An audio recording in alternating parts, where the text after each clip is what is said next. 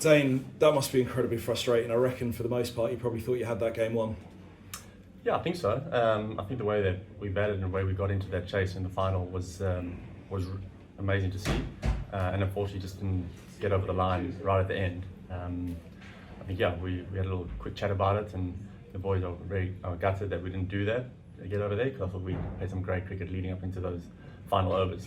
That's what it felt like. Gutted was probably the word watching it from the sidelines, because probably 15 overs into the chase, you'd have probably been happy with the entire 35 that went before, because 200 felt probably around score, maybe around par. Yeah, I think so. But chasing 200 is always going to be difficult, no matter what, especially when you've got the quality of death bowlers like they had in the back end. But saying that, I thought we were really in the hunt the whole way through, and you're pretty happy. And the mood in the camp, in the dugout, was excellent leading up into that. So, yeah, like you say, gutted, and just need to start getting over the line with some of these, which would be good. Without wanting to ask too many, what the talk was in the dressing room, what was the reflection though on probably what went wrong in that chase at the end? Look, I haven't deep dived into it too much at the end. They bowled some really smart overs. I think they really got into it and found their lengths towards the back end, and unfortunately we couldn't capitalise, and maybe just lost a couple of wickets leading to that. If we had a set batter in, basically, unfortunately got out there, but he keeps going, a batter like that who's in and can take it deep, then it would have been a different story. Without wanting to look for excuses, did conditions change at all? Because those floodlights came on, the cloud cover came over, and it kind of looked in that last 5 to 7 over stretch like a completely different game to the rest of the game that had gone before. Did the conditions change with the ball? No, I don't think so. I don't think the conditions changed at all. We could gone for that excuse, unfortunately, but no, I just think.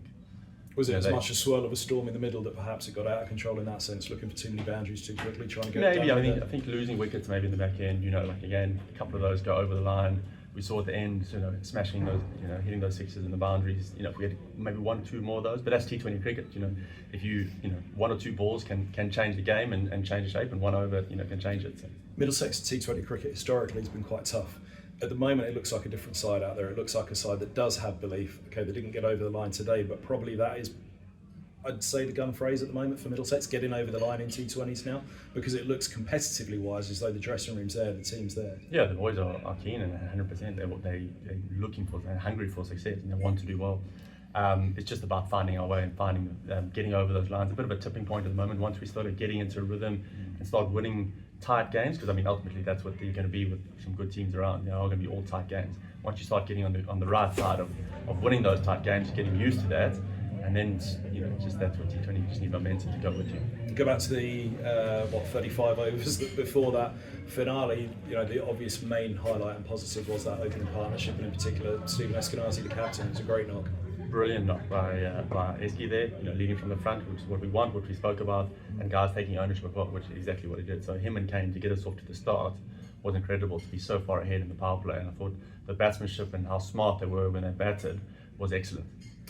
Final look ahead, 2 home games coming up now northwards. Middlesex have often in recent years talked about small building blocks each year in T20. It feels as though they have made probably quite a big step up, a couple of steps this year in terms of that performance. Is that what the remaining games are about now? Not giving up obviously on what's to come, but really just making sure that what is a side that is at least now competitive turns into a winning side? Absolutely, that's where we got to go. Like I said before, we're just on the cusp of something. If we can just keep going and keep working and getting our way, get some momentum on our side.